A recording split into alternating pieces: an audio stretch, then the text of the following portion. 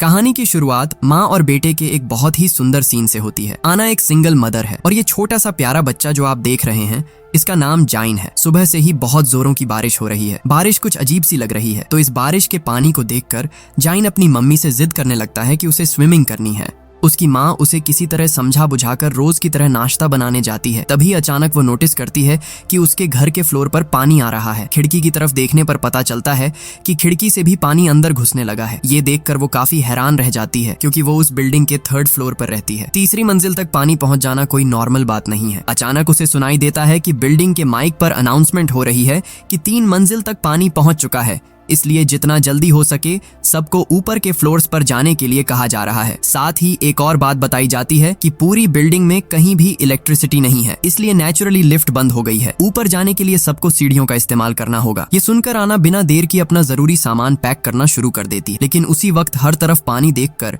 जाइन स्विमिंग के लिए अपनी माँ को बहुत परेशान कर रहा था। चारों तरफ के हालात देखकर आना पहले से ही बहुत टेंशन में थी। ऊपर से जाइन की ऐसी जिद पर उसे गुस्सा आ जाता है और वो उसे काफी डांटती है। इसके बाद वो जल्दी जल्दी अपना जरूरी सामान और कपड़े बैग में भरने लगती है। तभी उसके फोन पर एक कॉल आता है। फोन रिसीव करने पर दूसरी तरफ से एक आदमी कहता है, क्या आप डार्विन कंपनी की मैनेजर आना बोल रही हैं? क्या आपके फ्लोर पर पानी घुस गया है? आना जवाब देती है, हाँ। तब वो आदमी कहता है, तो कुछ ही देर में आपका पूरा फ्लोर डूब जाएगा। आप जितना जल्दी हो सके वहां से निकलकर ऊपर के फ्लोर्स की तरफ आइए। मैं ऊपर ही हूँ, मैं आप लोगों को रेस्क्यू करने आया हूँ। और हाँ, अगर आप अपने साथ सामान लाने की सोच रही हैं तो प्लीज उसे वहीं छोड़ दीजिए। ये कहते ही फोन कट जाता है। फोन कटने के बाद आना बिल्कुल देर नहीं करती और जाइन की कुछ जरूरी दवाइयां लेकर निकलने के लिए उसे आवाज लगाती है, लेकिन उसे जाइन कहीं भी नजर नहीं आता। असल में जाइन को जब उसकी माँ डांटती है या उसका मन खराब होता है तो वह अलमारी के अंदर जाकर छिप जाता है। ये बात आना बहुत अच्छे से जानती है, इसलिए वह अलमारी खोलकर उसे समझाती है और प्यार से बाहर निकाल लाती है। बाहर आते ही वह एक भयानक मंजर देखती है। चारों तरफ बस पानी ही पानी। पानी जैसे किसी शैतान का रूप ले चुका है, जिसे देखकर लग रहा है कि वह सबको निगल जाएगा। सैकड़ों लोग अपनी जान बचाने के लिए इधर उधर भाग रहे हैं। आना हिम्मत नहीं हारती और अपने बेटे को कंधे पर उठाकर सीढ़ियों की तरफ बढ़ती है। सीढ़ियों के पास पहुंचकर वह देखती है कि वहां लोगों की लंबी लाइन लगी है। अगर वह लाइन में खड़ी होकर ऊपर जाने का इंतजार करती तो कुछ ही देर में पानी उन्हें बहा ले जाता, इसलिए अब उसे कोई दूसरा रास्ता ढूंढना था। अचानक उसे याद आता है कि बिल्डिंग में एक और एग्जिट सीढ़ी भी है, इसलिए वह बिना देर किए उस तरफ भागती है। दूसरी तरफ बहुत से लोग पानी की लहरों से लड़ नहीं पा रहे थे और उसमें डूब रहे थे। ऐसे हालात देखकर किसी का भी डर जाना लाजमी है और जाइन तो अभी बस एक बच्चा है, इसलिए उसकी माँ उसे हिम्मत देने के लिए अलग अलग कहानियां सुनाने लगती। यहाँ तक कि उसका माइंड डाइवर्ट करने के लिए वे दोनों मिलकर जाइन का पसंदीदा गाना गाते हुए ऊपर चढ़ते हैं। सच में इसी को माँ का प्यार कहते हैं। खुद अंदर से टूटकर भी बच्चे के लिए चेहरे पर मुस्कान रख सकती है। वे उस सीढ़ी से काफी फ्लोर्स ऊपर आ जाते हैं, लेकिन तभी आना देखती है कि आगे की सीढ़ियों पर बहुत सारा पुराना सामान रखा होने की वजह से रास्ता पूरी तरह ब्लॉक है। उन चीजों को हटाकर ऊपर जाने में बहुत वक्त लगेगा और मेन सीढ़ी से इस वक्त जाना मुमकिन नहीं है। इधर पानी धीरे धीरे ऊपर चढ़ता आ रहा है। जैसे तैसे आना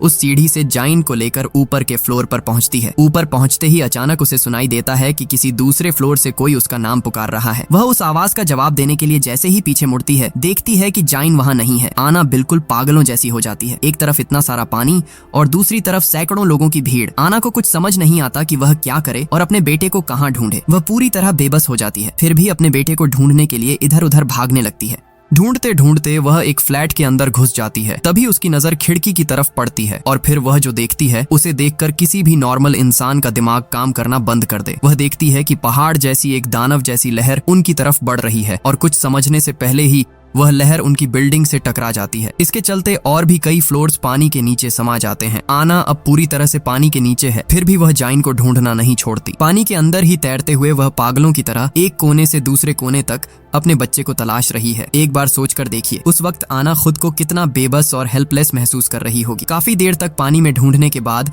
आखिरकार उसे जाइन मिल जाता है, लेकिन तब तक छोटा जाइन बेहोश हो चुका था। आखिर एक बच्चा कितनी देर पानी के नीचे रह सकता है। आना किसी तरह अपने बेटे को लेकर वहां से निकलना चाहती है, लेकिन बाहर जाने वाला दरवाजा किसी भी तरह खुल नहीं रहा। इधर काफी देर तक पानी के अंदर रहने की वजह से आना भी अब अपनी सांस नहीं रोक पा रही थी। वह खुद भी बीमार सा महसूस करने लगी। उसे लग रहा है कि बस अब सब खत्म होने वाला है। ठीक तभी एक आदमी आकर उन दोनों को खींचकर ऊपर ले जाता है और उनकी जान बचाता है। ऊपर जाने के बाद वह जाइन के सीने और पेट को दबाकर पानी बाहर निकालता है और उसे होश में लाता है। जाइन बहुत डर गया था, इसीलिए अपनी माँ को देखते ही वह रोने लगता है। इधर वह आदमी एक वीडियो के जरिए अपने ऑफिस में रिपोर्ट करता है कि उसने आना और उसके बच्चे को सही सलामत रेस्क्यू कर लिया है। अब तक आपको लग रहा होगा ना कि इतने सारे लोगों के बीच यह आदमी सिर्फ आना को ही बचाने क्यों आया। वेट, अभी पता चल जाएगा।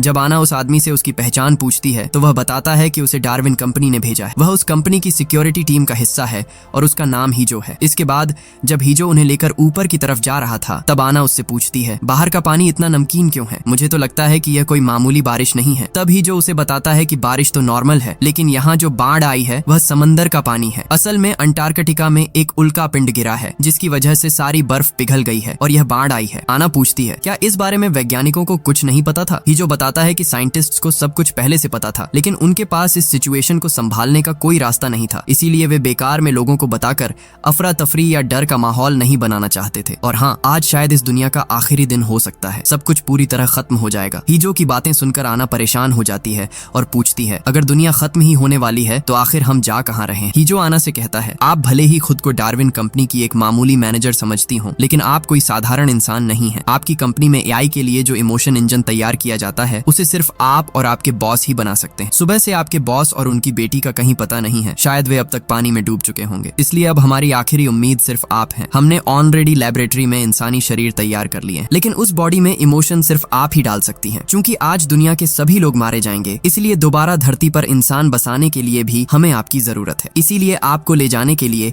बिल्डिंग की छत पर हेलीकॉप्टर भेजा गया है। असल में ये एक साइंस फिक्शन मूवी है, तो इसे किसी और नजरिए से सोचने की जरूरत नहीं है। बस जो हो रहा है उसे एंजॉय करते रहिए। तो इन सब बातों के बीच टेंशन में डूबे हुए वे कुछ और फ्लोर ऊपर चढ़ जाते हैं। तभी अचानक जाइन अपनी माँ से कहता है कि उसे टॉयलेट आया है। हीजो ये जानकर उन्हें एक फ्लैट के अंदर ले जाता है। उस फ्लैट में हीजो और आना की बातचीत के दौरान आना हीजो का फोन लेकर अपनी माँ को कॉल करती है ताकि उनका हाल चाल जान सके। उसकी माँ उससे कहती है, तुमने हमारे लिए बहुत कुछ किया है, अब हमारे बारे में मत सोचो, अपना और अपने बेटे का ख्याल रखना। ये बात बोलते ही फोन के दूसरी तरफ से एक जोरदार लहर की आवाज आती है और लाइन कट जाती है। आना को समझते देर नहीं लगती कि उसने अपने मम्मी पापा को हमेशा के लिए खो दिया है। उसे बहुत दुख होता है, लेकिन फिर भी वह खुद को शांत रखने की कोशिश करती है, क्योंकि इस वक्त टूटने से काम नहीं चलेगा। वह पूरी दुनिया के साथ साथ अपने बच्चे को बचाने की जंग लड़ रही है। तभी आना और हीजो नोटिस करते हैं कि फ्लैट की गैस पाइप लीक हो गई है। एक और नए खतरे को भांपते हुए आना जाइन को गोद में लेती है और वे तीनों वहां से निकल पड़ते हैं। लेकिन बाहर इससे भी बड़ी तबाही उनका इंतजार कर रही थी, जिसका उन्हें अंदाजा भी नहीं था। एक तरफ बिल्डिंग के चारों ओर पानी ही पानी और आंखों के सामने डूबते हुए सैकड़ों लोग, दूसरी तरफ वे जिस ओर जाने की कोशिश कर रहे थे वहीं गैस लीकेज की वजह से बड़े बड़े धमाके हो रहे थे। ये नजारा किसी कयामत से कम नहीं था। कोई और रास्ता न देखकर हीजो सीढ़ियों से ऊपर जाने की उम्मीद छोड़ देता है और बालकनी के सहारे ऊपर चढ़ जाता है। ऊपर पहुंचकर हीजो आना से कहता है, आप अपने बेटे को मुझे पकड़ा दीजिए। आना अपने बच्चे की जान बचाने के लिए उसे हीजो की तरफ बढ़ाने की कोशिश करती है, लेकिन डरा हुआ छोटा जाइन अपनी माँ को छोड़कर किसी और के पास जाने को तैयार नहीं था। काफी मशक्कत के बाद वह जाइन को हीजो तक पहुंचा तो देती है, पर खुद को संभाल नहीं पाती। उसका पैर फिसलता है और वह सीधे नीचे गहरे पानी में जा गिरती है। लेकिन इस बार भी वह हार नहीं मानती। किसी तरह तैरकर वह फिर से एक फ्लोर पर पहुंच जाती है। जब वह उस फ्लोर से ऊपर जाने की कोशिश कर रही थी तभी उसे लिफ्ट के अंदर से एक बच्चे के रोने की आवाज आती है। वह लिफ्ट के पास जाती है तो देखती है कि लिफ्ट बंद पड़ी है। इसी बीच उसकी नजर दो आदमियों पर पड़ती है जो इस मुसीबत का फायदा उठाकर अपार्टमेंट्स में चोरियां कर रहे हैं। क्या अजीब हालत है जहां लोग जिंदगी और मौत के बीच लड़ रहे हैं। खैर, आना लिफ्ट में फंसे बच्चे को बचाने की बहुत कोशिश करती है, लेकिन तभी एक और तेज लहर आकर उसकी सारी कोशिशों पर पानी फेर देती है। ऐसे हालात में अचानक उसकी आंखों के सामने उस काली रात की यादें ताजा हो जाती हैं, जब वह जाइन और उसका पति कार एक्सीडेंट की वजह से पानी में डूब गए थे। उस दिन वह जाइन को तो बचा पाई थी, पर अपनी आंखों के सामने अपने पति को खत्म होते देखा था। कैसी किस्मत है। उस रात भी पानी था और आज भी वह पानी के नीचे है और जाइन खतरे में। अपने बच्चे के बारे में सोचकर वह फिर से ऊपर के फ्लोर्स की तरफ चढ़ना शुरू कर देती है। इस तरह वह 18वें फ्लोर तक पहुंच जाती है, लेकिन उसे जाना है बिल्डिंग के 30वें फ्लोर पर। तभी हीजो उसके सामने आता है और बताता है कि जाइन बहुत बीमार हो गया है। यह सुनकर आना पागलों की तरह अपने बेटे की तरफ भागती है। असल में जाइन का शुगर लेवल गिर गया है। आना को कुछ समझ नहीं आ रहा कि वह क्या करे। उसका दिमाग काम करना बंद कर देता है, क्योंकि खुद को और बच्चे को बचाने के चक्कर में वह काफी पहले ही पानी के नीचे जाइन की दवाइयां खो चुकी है। आना जाइन को लेकर भागने लगती है। तभी हीजो पीछे से जो कहता है वह पूरी कहानी का रुख ही बदल देता है। वह कहता है, आप इतनी पागल क्यों हो रही हैं? जाइन को लेकर इतनी चिंता करने की क्या जरूरत है? आप तो जब चाहें जाइन की एक कॉपी बना सकती हैं। उसके सारे इमोशंस आपके पास हैं, उसके पूरे ब्रेन का बैकअप भी आपके पास है। अब खामखा इसके पीछे वक्त बर्बाद करने से हमें कोई फायदा नहीं है। एक तरफ बच्चे की यह हालत और दूसरी तरफ हीजो की ऐसी अजीब बातें सुनकर आना को बहुत गुस्सा आता है। वह भागते हुए अपने बेटे को लेकर एक फ्लैट में जाती है। जैसे तैसे कुछ चीजों को मिलाकर एक दवाई तैयार करती है और जाइन को पिलाती है, जिससे थोड़ी देर में जाइन की हालत सुधरने लगती है। मूवी के इस सीन में हम देखते हैं कि जब आना जाइन के कपड़े साफ कर रही होती है तो उसे अचानक बाहर धूप चमकती हुई दिखती है। यह देखकर वह मन ही मन बहुत खुश होती है और उसके मन में उम्मीद की किरण जगती है। वह हीजो से कहती है, देखो देखो धूप निकल आई है, शायद अब सारा खतरा टल गया है ना, सब कुछ पहले जैसा हो जाएगा। लेकिन हीजो इस बात पर कुछ नहीं कहता। वह आना को जो बताता है उससे उसका दिल फिर से टूटकर बिखर जाता है। हीजो कहता है, मैं तुम्हें एक बात बताना भूल गया था, हमारा प्लान बदल गया है। फिलहाल अंतरिक्ष में जो हमारा रिसर्च सेंटर है वहाँ जाइन को नहीं ले जाया जा सकता। आना गुस्से और दुख में कहती है, तुमने यह बात जानबूझकर मुझसे छिपाई, क्योंकि तुम जानते थे कि अगर मुझे यह पहले पता चल जाता तो मैं तुम्हारे साथ कभी नहीं आती। इन बातों के बीच सूरज फिर से डूब जाता है और हर तरफ अंधेरा छाने लगता है। तभी उनकी नजर एक विशाल लहर पर पड़ती है जो उनकी तरफ बढ़ रही थी। उस लहर से बचने के लिए वे पूरी जान लगाकर भागने लगते हैं, लेकिन वह राक्षस जैसी लहर कुछ ही पलों में और भी कई फ्लोर्स को डुबो देती है। किसी तरह वे तीनों ऊपर की मंजिलों तक पहुंचते हैं। वहां आना देखती है कि एक प्रेग्नेंट औरत लेबर पेन से तड़प रही है। वह औरत और उसका पति आना से मदद मांगते हैं, लेकिन आना मजबूर है। वह इस वक्त किसी भी तरह उनकी मदद नहीं कर सकती। जब वह जाइन को लेकर ऊपर जा रही थी तब जाइन पूछता है, मम्मी उस आंटी को क्या हुआ है, वह ऐसे क्यों रो रही हैं? छोटे से जाइन के इस सवाल पर उसकी माँ कहती है, वह आंटी माँ बनने वाली हैं, इसलिए उन्हें दर्द हो रहा है। तब जाइन पूछता है, मम्मी जब मैं हुआ था तब क्या आपको भी ऐसा ही दर्द हुआ था? बच्चे का यह मासूम सवाल आना के सीने में तीर की तरह चुभता है। उसे बहुत दुख होता है और वह हीजो के पास जाकर फूट फूट कर रोने लगती है। वह गिड़गिड़ाते हुए उससे विनती करती है, प्लीज मैं तुम्हारे पैर पड़ती हूँ, मेरे बच्चे को मेरे साथ ले चलो, मैं तुम्हारे हर काम में मदद करूंगी, बस उसे मेरे साथ रहने दो। इतना छोटा बच्चा मेरे बिना कैसे रहेगा, मैं उसके बिना नहीं जी पाऊंगी। ये सुनकर हीजो कहता है, मैं कुछ नहीं कर सकता, मुझे जो ऑर्डर मिला है मुझे वही करना होगा। यह कहकर वह छत पर चला जाता है, जहां वह देखता है कि रेस्क्यू टीम पहले से ही पहुंच चुकी है। वहां जाकर आना को पता चलता है कि उसे जहां ले जाने की बात कही गई थी वह पूरी तरह झूठ था। रेस्क्यू टीम के लोग आना से जाइन को छीन लेते हैं। आना बहुत मिन्नतें करती है, गिड़गिड़ाती है, पर कोई फायदा नहीं होता। इसके बाद अचानक रेस्क्यू टीम के 2 लोग हीजो को गोली मार देते हैं और तब टीम का लीडर एक अजीब सी बात कहता है। वह कहता है कि आना के अलावा यहाँ मौजूद हर इंसान मारा जाएगा। आना अब समझ जाती है कि अब उसके हाथ में कुछ नहीं है, इसीलिए वह आखिरी बार जाइन को गले लगाकर प्यार करती है। अब सवाल ये है कि उन्होंने जाइन को क्यों रोक रखा है और आना को कहां ले जाया जा रहा है। कुछ ही देर में आना स्पेस की तरफ अपनी यात्रा शुरू कर देती है। मूवी में दिखाया जाता है कि पूरा शहर पानी में डूब रहा है और ठीक उसी समय किसी ग्रह के टूटे हुए हिस्से आना के रॉकेट की तरफ तेजी से आ रहे हैं। मूवी के इसी सीन में हमारे सामने आता है सबसे बड़ा असली ट्विस्ट। हम देखते हैं कि आना अपने उसी अपार्टमेंट में सोकर उठ रही है। बाहर सिर्फ पानी ही पानी है। मतलब ये वही सीन है जो हमने मूवी के पहले सीन में देखा था। मुझे पता है आपके मन में बहुत सारे सवाल आ गए होंगे।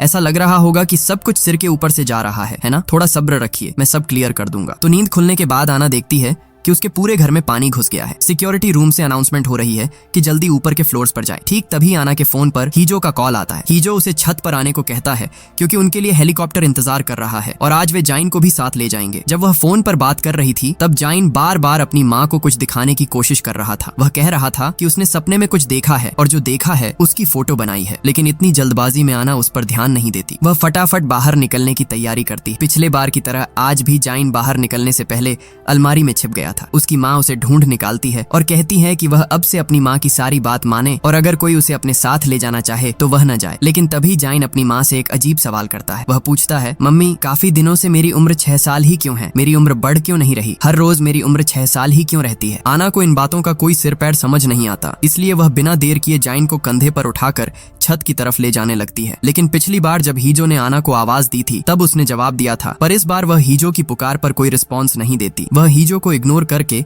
जाइन को लेकर भागने लगती है। लेकिन तभी एक विशाल लहर सबको बहा ले जाती है। लहर की चपेट में आकर बहुत से लोग मारे जाते हैं और कई बह जाते हैं। आना और जाइन पानी में डूब तो जाते हैं पर किसी तरह फिर से ऊपर आ जाते हैं, लेकिन ऊपर आकर वह जाइन को खो देती है। जाइन को न पाकर आना उसे पागलों की तरह ढूंढने लगती है। उसे लगता है कि शायद जाइन पानी में गिर गया है, इसलिए वह पानी के अंदर उसे तलाशने लगती है। जब आना जाइन को ढूंढ रही थी तभी एक तैरती हुई कार आकर उसे जोर से टक्कर मारती है। अगले सीन में हम देखते हैं कि हीजो आना को रेस्क्यू कर रहा है, लेकिन यहाँ एक गौर करने वाली बात यह है कि पिछली बार आना की टी शर्ट पर 491 लिखा था और अब वह बदल कर 787 हो गया है। जब आना दोबारा जाइन को ढूंढने जाना चाहती है तो हीजो उसे एक फोटो दिखाकर कहता है कि जाइन ऊपर के फ्लोर पर है। आना को समझ नहीं आ रहा कि जाइन उससे इस तरह भाग क्यों रहा है, जबकि वह तो अपनी माँ के बिना कुछ जानता ही नहीं। इधर हीजो जाइन को ढूंढने से रोकता है तो आना को बहुत गुस्सा आता है। वह हीजो से बंदूक छीन लेती है, लेकिन तभी अपार्टमेंट में गैस लीकेज की वजह से ब्लास्ट हो जाता है। इस धमाके में आना जख्मी हो जाती है, पर इसके तुरंत बाद हम देखते हैं कि हीजो ने आना को फिर से बचा लिया है, लेकिन अब उसकी टी शर्ट पर एक 931 की जगह लिखा हुआ है। आना तब हीजो के हाथ से अपना हाथ छुड़ाकर पानी में कूद जाती है और जाइन को ढूंढने लगती है। ढूंढते ढूंढते वह उसी लिफ्ट के सामने पहुंच जाती है जहां पिछली बार उसने एक लड़की के रोने की आवाज सुनी थी। आना को एहसास होता है कि वह लड़की वहां फंसी हुई है। उसे याद आता है कि यही सेम चीज उसके साथ पहले भी हो चुकी है, पर उस बार वह लड़की को बचा नहीं पाई थी, इसलिए इस बार वह उसे बचाने की और भी ज्यादा कोशिश करती है, लेकिन फिर से नाकाम रहती है और हम देखते हैं कि आना धीरे धीरे पानी के नीचे डूब रही है। अगले सीन में आना फिर से उसी लिफ्ट के सामने उस लड़की को रेस्क्यू करती हुई दिखती है, लेकिन अब उसकी टी शर्ट पर 4007 लिखा है। इस बार बहुत कोशिशों के बाद आना उस लड़की को बचाने में कामयाब हो जाती है। वह लड़की को एक बुजुर्ग कपल के पास पहुंचा देती है क्योंकि वह उनकी ही पोती है। अब सवाल यह है कि आना को कैसे पता चला कि ये ही उसके ग्रैंड पेरेंट्स हैं। आना उस लड़की से पूछती है, क्या तुमने जाइन को कहीं देखा है? लड़की जवाब देती है, जब मैं लिफ्ट में फंसी थी तब मैंने 2 लोगों को जाइन से बात करते सुना था। आना उसकी बात सुनकर आगे बढ़ती है तो उसे वही 2 लड़के मिलते हैं जो चोरी कर रहे थे। आना ने इन्हें पिछली बार भी देखा था। उन लड़कों के साथ उसकी हाथापाई होती है, तभी हीजो आकर उन लड़कों को पीटना शुरू कर देता है। जब उनसे जाइन के बारे में पूछा जाता है तो वे बताते हैं कि उन्होंने जाइन को देखा जरूर था, पर उसे मारा नहीं। हीजो गुस्से में आकर उन्हें पानी में फेंक देता है। इसके बाद आना जब फिर से जाइन को ढूंढने के लिए आगे बढ़ने लगती है तो हीजो उसे रोककर कहता है कि कुछ ही देर में रेस्क्यू टीम यहाँ आ जाएगी और वे ही जाइन को ढूंढ निकालेंगे। लेकिन आना उससे रिक्वेस्ट करती है कि रेस्क्यू टीम के आने से पहले वे खुद जाइन को ढूंढे। आना के बात करने के अंदाज से हीजो को कुछ शक होता है, क्योंकि आना उससे ऐसे बात कर रही है जैसे उसे बहुत पहले से जानती हो। अगले सीन में दिखाया जाता है कि आना एक दीवार पर पेंट से कुछ ड्रॉ कर रही है, पर इस बार भी नोटिस करने वाली बात यह है कि उसकी टी शर्ट पर 7993 लिखा है। अब आना ऊपर के फ्लोर पर जाती है तो देखती है कि उस प्रेग्नेंट महिला ने बच्चे को जन्म दे दिया है। ये देखकर आना अपना कोट उतारकर उस महिला को दे देती है। वहां से जाते वक्त आना सुनती है कि वह महिला अपने पति से कह रही है कि उसने सपने में देखा था कि पूरा शहर सुनामी में बह गया है, लेकिन वे बच गए हैं। ये सुनकर आना को याद आता है कि सुबह सोकर उठने के बाद जाइन ने भी उससे कहा था कि उसने सपने में कुछ देखा है और उसने उसे अपने टैब पर ड्रॉ करके आना के फोन पर भेज दिया था। आना जैसे ही अपना मोबाइल चेक करती है वह तस्वीरें देखकर हैरान रह जाती है। यहाँ हमें पता चलता है कि पहली बार जब जाइन बेहोश हो रहा था तब उसने आखिरी जो मंजर देखा था उसे ड्रॉ करके अपनी माँ के फोन पर भेजा था। और सबसे हैरान करने वाली बात यह थी कि उसने वही सेम फोटो 1-2 बार नहीं बल्कि हजारों बार भेजी थी। कहानी अब पूरी तरह से टाइम लूप और पैरेलल रियलिटी की तरफ इशारा कर रही है। क्या आप जानना चाहते हैं कि इन हजारों तस्वीरों और टी शर्ट पर बदलते नंबर्स का असली राज क्या है? आना अब समझ जाती है कि जाइन क्यों उसे बार बार बोल रहा था कि उसकी उम्र 6 साल पर क्यों रुकी हुई है। तभी आना लास्ट फ्लोर की अलमारी में जाइन को ढूंढने जाती है, लेकिन वो वहां नहीं मिलता। उसी वक्त डार्विन टीम के लोग और हीजो आकर दवा के जरिए आना को बेहोश करने की कोशिश करते हैं। बेहोश होने से पहले आना हीजो से कहती है, छत पर ये लोग तुम्हें मार देंगे, तुमसे मेरी पहले भी कई बार मुलाकात हो चुकी है। तभी हम देखते हैं कि आना की टी शर्ट पर 13,417 लिखा हुआ है। यह बात हीजो के मन में शक पैदा कर देती है, इसलिए वो अपनी ही टीम के लोगों को वहीं मार देता है। इसके बाद वो एक इंजेक्शन देकर आना को होश में लाता है। होश में आते ही आना इस कहानी का असली ट्विस्ट रिवील करती है। डार्विन रिसर्च सेंटर काफी समय से सिंथेटिक ह्यूमन बॉडी बनाने के सीक्रेट प्रोजेक्ट पर काम कर रहा था। वे 3D मॉडल के जरिए ऐसी बॉडीज बनाते हैं जो इंसानों की तरह सब कुछ कर सकती हैं, यहाँ तक कि बच्चे को जन्म देना भी। लेकिन प्रॉब्लम ये थी कि उनके अंदर गुस्सा, दुख या प्यार जैसे कोई इमोशंस नहीं थे। इसलिए आना और उसके बॉस ने इमोशन इंजन पर काम शुरू किया था। इसके लिए 2 चीजों की जरूरत थी, एक टेस्ट सब्जेक्ट और दूसरा टेस्ट सैंपल, क्योंकि एक इंसान का दूसरे इंसान के प्रति प्यार और जिम्मेदारी से ही इमोशन पैदा होता है। इसलिए उन्होंने 2 आर्टिफिशियल बॉडीज बनाई। उन दोनों में से एक जाइन है। इसका मतलब है कि जाइन कोई इंसान नहीं बल्कि एक सिंथेटिक ह्यूमन बॉडी है और आना उसकी बायोलॉजिकल माँ नहीं है। इसीलिए उस दिन जब जाइन ने प्रेग्नेंट औरत को देखकर आना से पूछा था कि क्या उसे जन्म देते वक्त आना को भी इतना ही दर्द हुआ था, तब आना उस सवाल का कोई जवाब नहीं दे पाई, क्योंकि उसने सच में जाइन को जन्म नहीं दिया था। शुरुआत में आना जाइन की ज्यादा परवाह नहीं करती थी, यहाँ तक कि अपने पति की मौत के बाद वो जाइन पर टेस्ट पूरा किए बिना ही उसे डार्विन सेंटर वापस करना चाहती थी, क्योंकि जाइन को बचाने के चक्कर में ही उसने अपने पति को हमेशा के लिए खो दिया था। उनका काम बस एक तय समय तक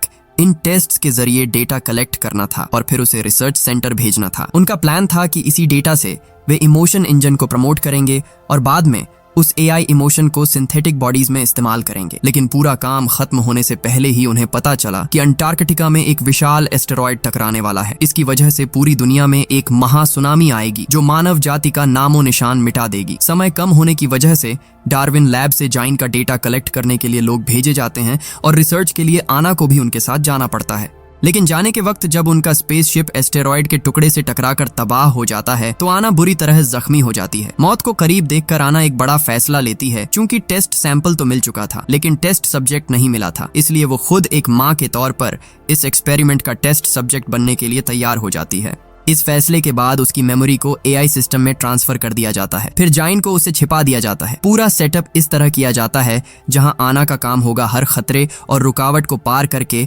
जाइन को ढूंढ निकालना। जिस दिन वो जाइन को ढूंढ लेगी उसी दिन इमोशन इंजन का काम पूरा होगा और जब तक वो उसे नहीं ढूंढ पाती ये सिस्टम बार बार रिफ्रेश या रीस्टार्ट होता रहेगा। मतलब कहानी हर बार उसी सुनामी वाले दिन से फिर से शुरू होगी। इसीलिए हमने इस मूवी में सुनामी वाले दिन को बार बार रिपीट होते देखा है। और ये कितनी बार रिपीट हो रहा है ये जानने के लिए आना की टी शर्ट का नंबर बार बार बदलता रहता है, क्योंकि वो एक बार भी जाइन को नहीं ढूंढ पाई थी। लेकिन वो जाइन को क्यों नहीं ढूंढ पा रही थी, इसके पीछे एक बहुत बड़ा राज था। खैर, ये सब जानने के बाद ही जो डिसाइड करता है कि वो आना की हेल्प करेगा। लेकिन वे जितनी बार भी कोशिश करते हैं उतनी बार उनका सामना सिक्योरिटी टीम से होता है, क्योंकि पूरा सिस्टम ही इसी तरह डिजाइन किया गया है। हजारों बार की कोशिशों के बाद वे दोनों प्लान बनाते हैं कि सिक्योरिटी टीम से लड़ने के बजाय वे उल्टे रास्ते से छत पर जाएंगे। काफी मशक्कत के बाद आना अकेले 30वीं मंजिल की छत पर पहुंचने में कामयाब हो जाती है। वहां उसे एक पुरानी अलमारी दिखती है और इसी अलमारी के अंदर जाइन अपनी माँ का इंतजार कर रहा था। आना अपनी गलती मानती है और पिछली बार जाइन को छोड़कर जाने के लिए माफी मांगती है। लेकिन जाइन उसे बताता है कि आना ने उसे कभी छोड़ा ही नहीं था। दरअसल हेलीकॉप्टर पर चढ़ते वक्त आना ने उसके कान में कहा था कि वो इस अलमारी में छिपकर उसका इंतजार करे। इसीलिए सिस्टम जितनी बार रीस्टार्ट हुआ जाइन हर बार यहीं आकर छिप जाता था। तभी वहां सिक्योरिटी टीम पहुंच जाती है और दूसरी तरफ से एक बहुत बड़ी लहर उनकी ओर बढ़ती दिखती है। आना जाइन को पानी में कूदने के लिए कहती है और खुद टीम के लोगों से लड़ी-डी-डी-एचने लगती है। काफी देर लड़ी-डी-डी-एचने के बाद वो भी पानी में छलांग लगा देती। हम देखते हैं कि पानी के अंदर एक माँ अपनी पूरी जान लगा रही है ताकि वो अपने बच्चे को बचा सके। सच में माँ का एहसास ही कुछ अलग होता है। फिर चाहे वो सिंथेटिक बॉडी हो या हार्ड मांस का शरीर, जाइन ने अपनी जिंदगी में पहला शब्द माँ ही बोला था। अचानक एक लहर उनसे टकराती है, लेकिन माँ और बेटा मरते नहीं हैं, बल्कि एआई इमोशन इंजन कंप्लीट हो जाता है। इसके बाद सुनामी रुक जाती है और यहीं पर ये मूवी खत्म हो जाती है।